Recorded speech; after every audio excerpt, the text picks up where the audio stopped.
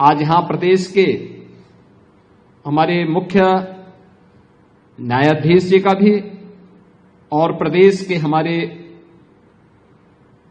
इलाहाबाद उच्च न्यायालय और लखनऊ उच्च न्यायालय के हमारे वरिष्ठ जो न्यायाधीश हैं, उनके अलावा हमारे तमाम अन्य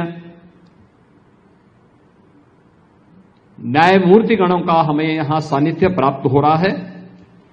ये मेरे लिए और खासतौर पर उत्तर प्रदेश के लिए अत्यंत महत्वपूर्ण है, क्योंकि किसी भी राज्य के लिए उसके परसेप्शन को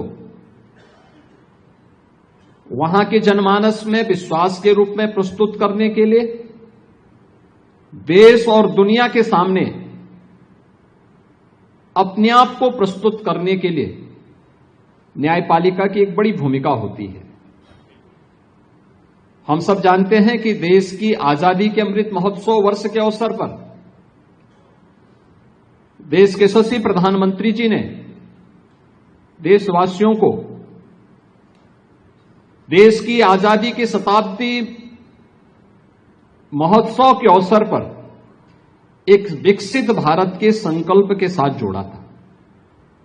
विकसित भारत कैसा होगा, इसकी शुरुआत हमें अपनी इकाई से प्रारंभ करना होगा। हम राज्य में कार्य कर रहे हैं तो विकसित भारत का विकसित उत्तर प्रदेश,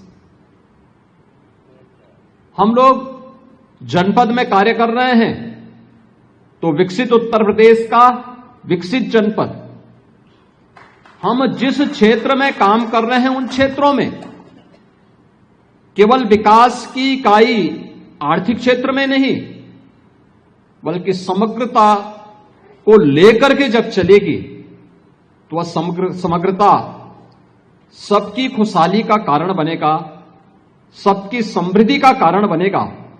और उसका रास्ता प्रारंभ होता है एक सुदृढ़ न्यायिक व्यवस्था से।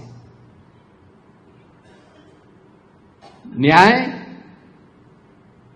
सुगम भी हो और त्वरित भी हो। सुशासन के लक्ष्य को अगर हमें प्राप्त करना है तो हमें न्याय को उतना ही सुगम और उतना ही त्वरित भी बनाना पड़ेगा।